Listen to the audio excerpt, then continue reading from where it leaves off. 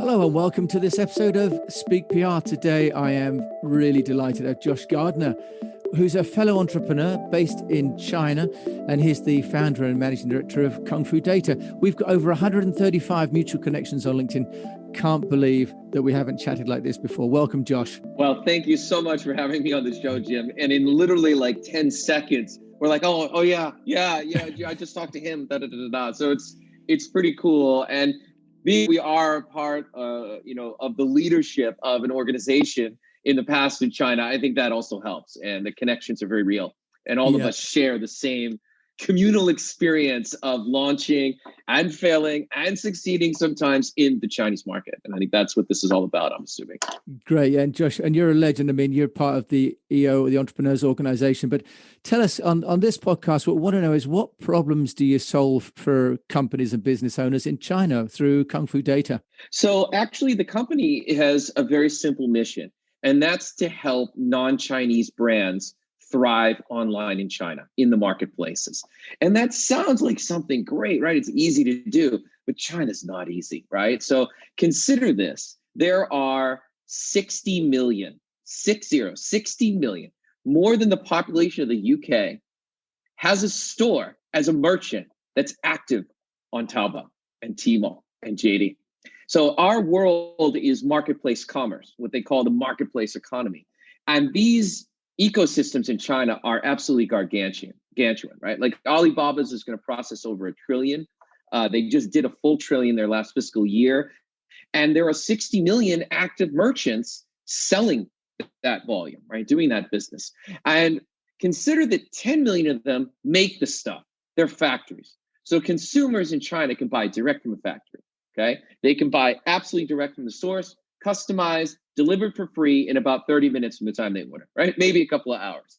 Next day would be a disaster and they'd get complaints. So the truth is that China's digital ecosystem, in my view and experience, is far more sophisticated, evolved, interesting, mushy, murky than anywhere else. And so our job is to help people get through this without being burned alive. I literally see it as that stew is filled with crocodiles and piranhas and every other thing that can kill you. And, our job is to build a bridge over it and sort of help people through this process. So we help niche brands find a home in China and drive their commercial success. And we've done this now for almost 7 years. And we've launched more than 50 brands on Tmall and JD and the core marketplaces. And we've done hundreds of projects just on the market entry side, helping people fix problems. Now, when you say problems, I'd say everything's a problem in China in some respect, right? They're everywhere, right? So if you're coming into China, there's like 50,000 things to check off your list. Our SOW is very specific. However, we end up doing everything. So let me give you some examples. We just signed 2 awesome brands. Brand number 1 has squatters all over its IP in China, which I know you can appreciate. So there are like no less than 3 or 4 entities, 1 in Seychelles, 1 in Hong Kong, and 2 in China, sitting on various versions of the brand's name in Chinese and English. And they need to get back their category. So one of the things we did first is connect them to some partners in China who specialize in taking control of IP, right? That's one example.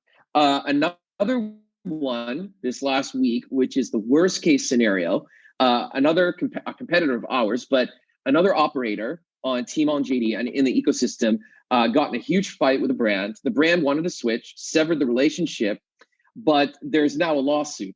And they are refusing to turn over control of the stores and the social accounts to the brand, even though they've accepted the cancellation, even though they're in arbitration, they're still holding it hostage. And so that hostage negotiation is no fun. And so my team is triage. It's like being a surgeon in an emergency room. We're like on the phone with all different aspects of Alibaba management, different directors of different Tmall categories, trying to get someone to give us the new logins. And there's all this process. And so something I would never deal with anywhere in the world. Like you'd fire a vendor, they don't control your IP. Like you could automatically take your store back. In China, it's never like that. So it's never simple. And it's not one thing.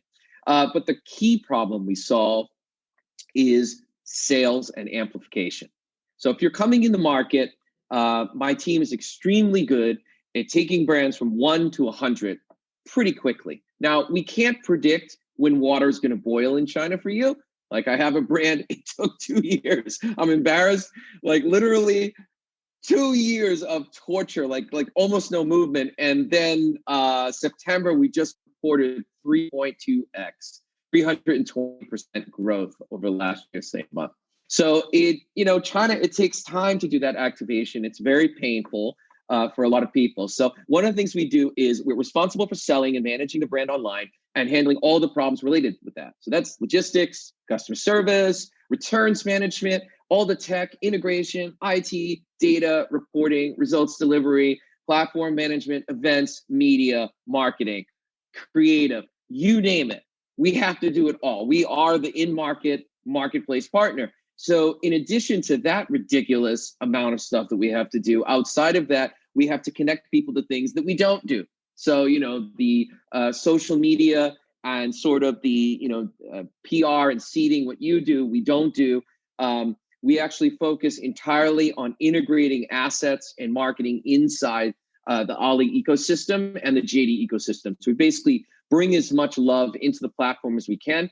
And our goal is to drive visible brand equity, make it bigger, stronger, and push it in through the official channel, which is the flagship stores or the authorized dealerships. And that's our job, is to manage that commerce, drive it, grow it, expand it, make the brand stronger and as strong as possible. And with that, you get a lot of resources from the platform. So you create winners. Now, some numbers, only 1 in 20 stores ever hits €1 million in sales.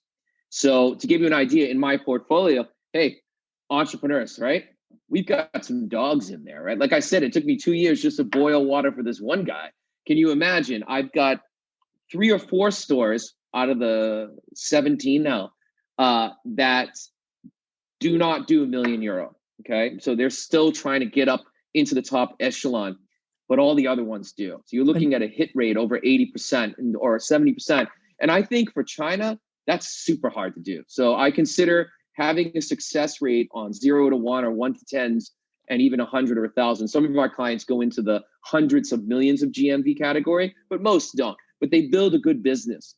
Is it a fair playing field? Is it, when you say 1 in 20 foreign companies are making it, is that the same number for Chinese companies, or are foreign companies doing better or worse? And what's the appetite then amongst the Chinese for foreign brands? My experience with launching Morgan was, there's a lot of appetite for foreign brands. So is it a fair fight?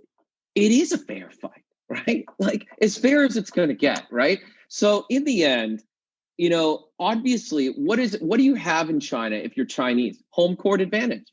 What's your biggest advantage? You know the playing field. You know exactly how people are going to act and what behaviors are going to happen to you. So what? You don't fall into traps. Now, you and I are professional trappers, right? We've been in China a long time. We not only know how to find the bears, but we can get them, right? We can find them and trap them. But most people coming in don't. It's not that there's no demand for their products. The demand is outrageous, right? It's really strong. The issue is not that. It's that internally, they are resource deficient. They are not educated and trained to think the right way about China, and they don't have cultural fluency. You don't need linguistic fluency. You need trade culture fluency. You need to understand what you're going to be up against in the environment, and you need to act accordingly, and you need to plan properly, because China is, for every competitor, let's say you have 10 competitors in the US or the UK as an example, or Europe. In China, you're going to have 100 in the same category. It's a 10x factor. So think about, I mentioned before, the amount of competition is insane, coupled with the fact that you're not unique, right? So you've got to build, you have to have some kind of unfair advantage or a defendable position in some way, right? And that is the game. And I'm sure you've played it many times. So you need to use relationships, different forms of IP, connecting a community. You have to find a position that allows you to build and grow, because you're going to be attacked constantly. There's always alligators snapping at your ass in the swamp. And what you got to learn how to do is drain the swamp or build a bridge over it, right? And so that's where guys like you and all of our friends who've been in China a long time, that's what we learn to do. We go to China and we fumble. a lot. And then we get burned, we lose money, we don't get paid, we get a million things that happen to us. And then within a few years, yeah, I'm China ready. And then your next venture, like my first 3 ventures failed in China. Like some of them made money, but they failed eventually. My next 4 all made it. Why? Because I was burned alive for 10 years. And then I figured out how to do it, right? So it's like 8 years of pain until I was like 31 or 32. And then all of a sudden I figured this thing out. Well, I think for all of us with China, the old saying is the longer you're there, the more you realize you don't know, right? So a company like yours with Kung Fu Data, right? A company would come to you. And what kind of companies? Are you working in retail? You're working in business to business? Is it the same set of challenges? Oh, it's a good question. So I just did something today with the AmCham committee in Shanghai. They had me on. And actually, I was explaining that these ecosystems are now all encompassing because the 10 million factories are online and have Tmall and Taobao stores. Now commercial purchasing managers, like actual professional trade, is now happening in the retail platform. It's a big mess. It's kind of like your WeChat account is, you're running your business on it. You've got all your teams on it. You've got all your friends on it. You've got your communities on it. It does it all. It's not one thing. But like if you go to Instagram, it's just friends and family. But in China, WeChat is everything. It's a super app, but it's in everything in my life app. Taobao's in everything you can buy app. So now B2B and B2C and B2B2C and M2C is all happening in the same place. A giant soup, and the soup doesn't always taste good, right? It's kind of nasty, right? Sometimes you have to be careful what you're getting into. Our focus obviously is building brands in China online, in the marketplace, building and finding homes for brands. And so we really deal with mostly consumer brands. But I have 4 customers who have done very well, and they are professional brands. We call them prosumer brands, right? The thing about Chinese consumers is they're all self-trained experts in everything they buy, even toilet paper. Your wife is an expert in everything. Ask her what the price for like her favorite brand is in 6 cities globally. She'll tell you. She'll tell you exactly what it is, how to get it cheap. Like they are so good at trading and buying and managing how they buy things. It's like a game. And so to me, that plays out big in this marketplace. So our customers who are skeptical of launching, a retail store have built pretty big businesses. One of them has 150 million RMB business on Tmall. All right. They built a huge dealer network to go with it. I was so impressed. I was like, wow, this is amazing. So you can do it all there. It's like anything in China, it's not perfect, but I think you can do all those things there. But our core customer is a brand. Let's just think about protection then. So let's say you've got the product and you've got the store is up and running. With Morgan, we had some people try and make a Morgan 3-wheeler, and said with pictures online, right? If you've got success, the old thing in China was that someone else would try and steal that success. Joshua, how are you helping a company that's made it to keep it? Man, retaining that position is tough, right? So, well, you got 2 things. The first hurdle is getting through the big moat filled with alligators. Once you're on the other side, you're in the winner's pool. That's even harder to stay, right? Because now you're a target, right? A real target. So your point is valid. So a couple of things. I always tell my clients, you got to arm yourself to the teeth. And what I mean by that is you need to have a budget for things you don't normally. So I tell my clients a very simple thing, which is come armed to the teeth in China. Armed to the teeth. What do I mean by that? I don't mean you bring guns, but I do mean you bring it all. And you don't tolerate. So acceptance is you've resigned yourself to lose. So the first thing we do is you just don't launch until you control your IP. That's number 1, right? Now, if the ship sailed, which happens to a lot of people, next step is you need people that can really get things done. So my team is good at what? We can box you out inside the platform. So essentially, we can control the demand routing on anyone's trademark with proper registrations with Alibaba's brand control unit. So what we'll do is make sure all the brand's traffic, all its IP, its visible brand equity is going to the official channels, both us and any licensed resellers. So that's one way to control it. But the more aggressive way, which I don't discourage, in fact, I make introductions. There is a law firm that was founded by folks from China's military, like military attorneys. They're good. Okay. They do over 500,000 takedowns a year. And man, if I was one of those guys with like a fraudulent, setup, or I'm doing counterfeit, I would not want to go up against these guys. They literally built the equivalent of like the Marines of IP protection, right? So what you do is you work with competent partners, and they always surround themselves with the same kind of talent in different verticals, right? So like I have a law firm that just does WFOE hosting. If you want to be in China, but you don't want to be in China. So we place you there, and they've got 50 attorneys. So like the tax bureau is not going to bother you. You don't want to come up against attorneys. They sue you. They do all sorts of stuff, right? We've got the guys who do takedowns. We've got, 3PLs that are owned by foreigners. So your inventory's safe and they can't seize it. We've got, so you have to build infrastructure around you that secures your position. And the most important thing is you should turn up the juice on marketing and PR. Don't back off when you're successful. Go the other way, double down. And then you get into a position where you are unequivocally so far ahead of everyone else, it requires a major disruption and create something that can kind of flank Tencent and Alibaba, right? Who are so dominant, right? But the goal would be, once you've crossed the horrible note, you've lost a leg, you're scarred, you're in pain, but you got it. You're in the winner's circle. The next thing to do is double again. You're relieved, but nope, you got to double down again, because you don't want to give anyone a chance coming through behind you to catch up. Otherwise, they can take you down. They still can.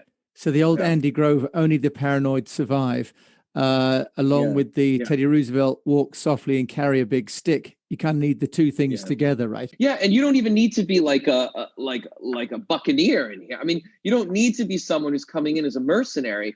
The idea is if you win, you want to secure your winnings, right? You want to protect yourself. So you've got to invest in the right resources at every stage. China requires you to double every stage, right? You've won, now you double up again, right? And if you don't, you can be knocked out. Don't be paranoid, just be practical. And Josh, if someone wants to be practical and get hold of you first at Kung Fu Data, how can they do that? Because you've obviously got a mine of information, also an artillery of support. How can people get a hold of you, Josh? That's the easiest thing if you want to learn about China and entry and have all this information, is to reach out to me on LinkedIn.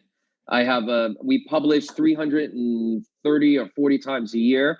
So you'll have access to tons of resources. And then if you actually gather up the cojones to come to China, feel free to reach out to me, and I'll hook you up with my commercial team, and they'll kick the tires and see if your brand's ready or not. Josh Gardner, thank you so much for joining us today on the Speak PR podcast. You're welcome. I appreciate it, Jim. It's fun. Only too short. And thank you so much for listening to this episode. You've been listening to Josh Gardner, who's the founder of Kung Fu Data, who's currently holed up in Hong Kong, but is also having an office in Shanghai and works across China.